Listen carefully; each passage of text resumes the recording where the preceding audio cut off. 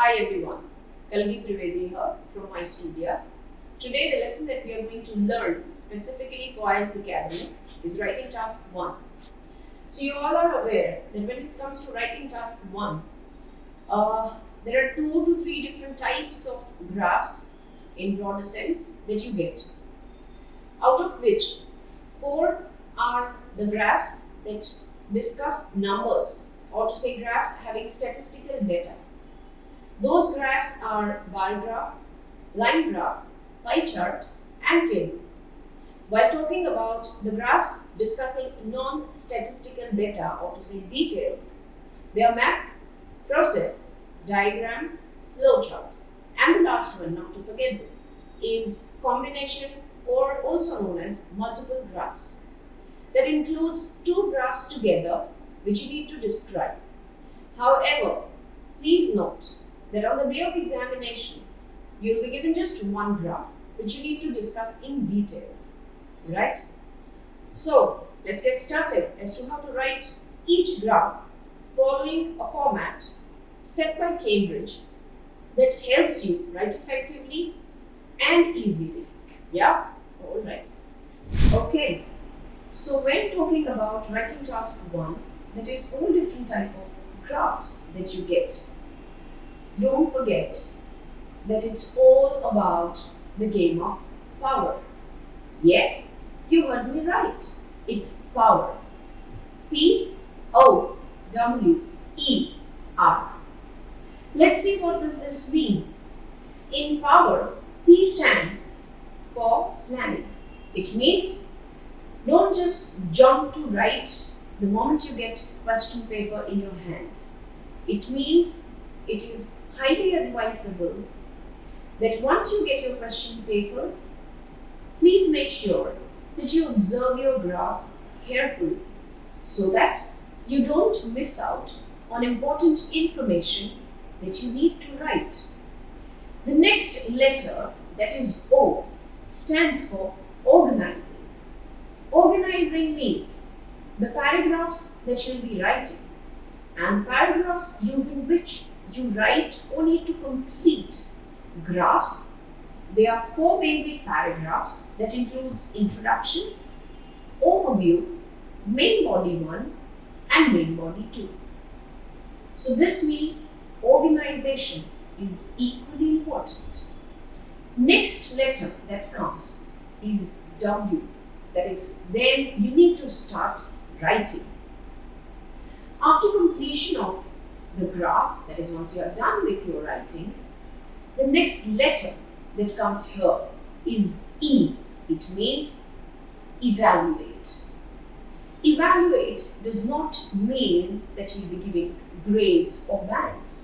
It means proofread thoroughly for whatever you have written, starting from the first word till the last, so that in case of any minor errors that we tend to commit while writing, we can kind of erase and rewrite, and which is the last letter of power, that is R, rewrite. And you all know that IELTS exam, we write using a pencil. So there's an add-on advantage that you can erase, go back to the incorrect things and then correct them, right?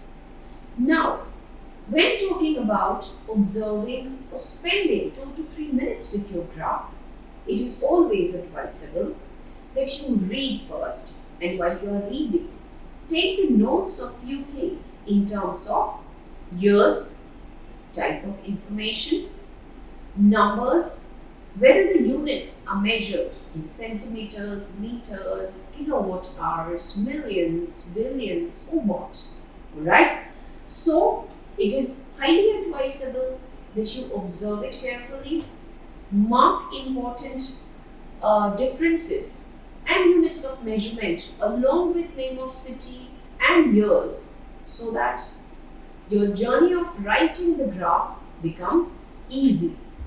Next is finding an interesting angle, because as I said that there are 4 paragraphs. First paragraph, that is introduction. that you need to write from question. How? That we'll be looking at in a while. Observing your graph for an interesting angle is for the second paragraph, which we call it to be an overview. So overview means giving the broader picture of your graph, means right from start till the end of the year in case given. What happens? High, low, fluctuations in case of increase, decrease, what?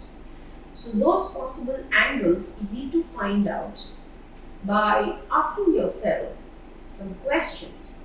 Like if it is about different people belonging to different age, then most popular, least popular, something, or commodities that are increasing, decreasing.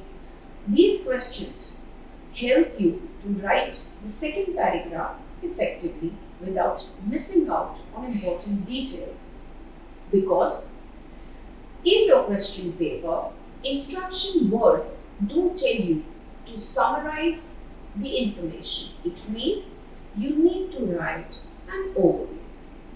Next, when it comes to the rest of the two paragraphs, that is main body paragraph 1 and main body paragraph 2. So for these two paragraphs, it is highly advisable that you include the most striking features, that is highest, lowest, and also you have to learn, or I would say you must learn how to group or club the information so that you don't write all the details in terms of numbers, because that is also not advisable. Okay? So when writing the main paragraphs, when you describe your graph in details, it is most important that you should attempt to write the most important things, learn to organize, because not all the information given in the graph has to be written or mentioned. And here what comes in picture is, as I said, grouping the information. Okay? Now, if we look at each paragraph separately, then let's get started with introduction. So introduction of 5 graphs. Yes, you heard right. Out of 9, 5 graphs information, that is first paragraph, introduction, is written in the same manner. Now what does this mean? It means the first paragraph, that is introduction, the name itself, here is just 1 to 2 liner sentence that you need to write. And in order to write it without wasting much of your time, it's advisable that you answer 3 WH questions, that is what, where, and when. Now what does this what, where, and when mean? What means the information that is presented in your graph. You will be given in the form of a statement, that is a question, that what the graph is about. Okay? So there, in introduction, the first question, that is what, you need to write what the information is about. Then the second question, where, is for place. So if your graph discusses, or if your graph focuses on some nation, that is country, city, or specific places, then you need to address those, that is you need to mention. And last question, that is when, let's say, is for time.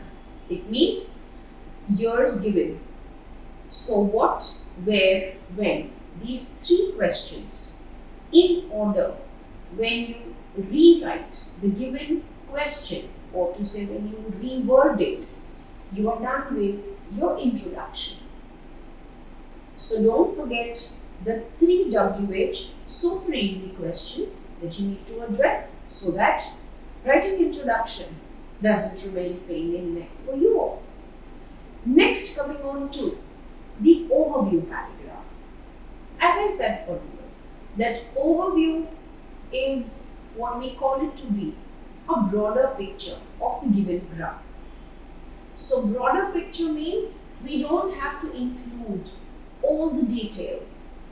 You basically have to summarize the graph. So your focus has to be highest and lowest, or the significant increase, or significant decrease. For graphs having statistical data, that is bar graph, line graph, pie chart and table. But for the graphs having non-statistical data, that is map, process, diagram, flowchart, there are certain questions that you need to ask yourself, which of course we will be discussing as and when we take up each graph separately. Using those questions, you can write the most effective and really easy to understand by the reader, that is your examiner, the overview of a graph given to you.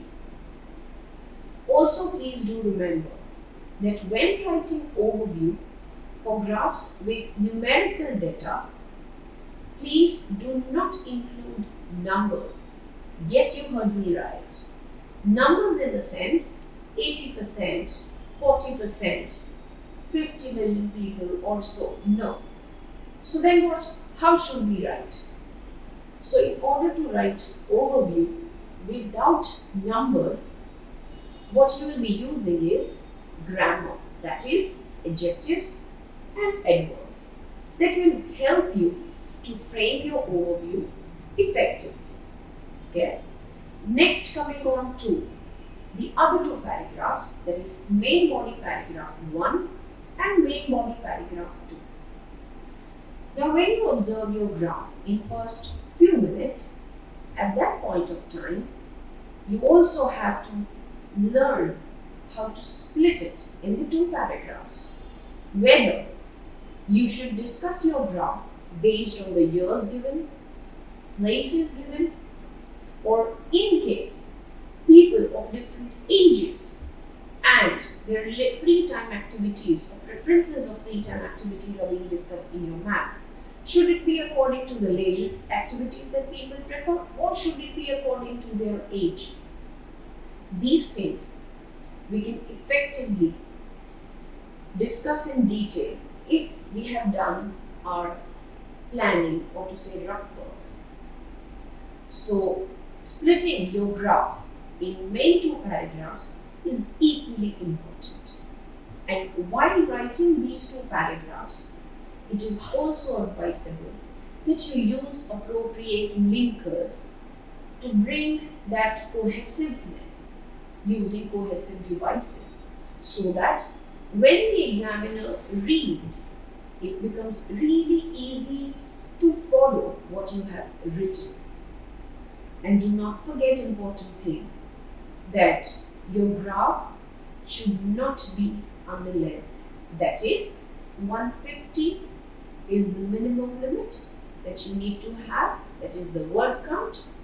Maximum though isn't stated, still it is highly advisable that it should be somewhere around 170 or 180, shouldn't exceed 200. Alright? And when you are discussing body 1 and body 2, there also see to it that you choose an order for yourself. Now what does this mean? Choosing an order means either start from highest to lowest or lowest to highest, so that once you are done with your writing, you will see that the way you have written, it gives a clear picture, or to say clarity, along with precision, and that helps you fetch more banks as compared to the one graph that is not written appropriately, or which is not well planned by the candidate. I hope whatever we have discussed, that gives you a brief clarity about what all writing task 1 is about. Hope to see you all super soon with our all different videos focusing on each different type of graph with the format, vocabs, grammar, and appropriate structure using which it has to be written. Thank you all.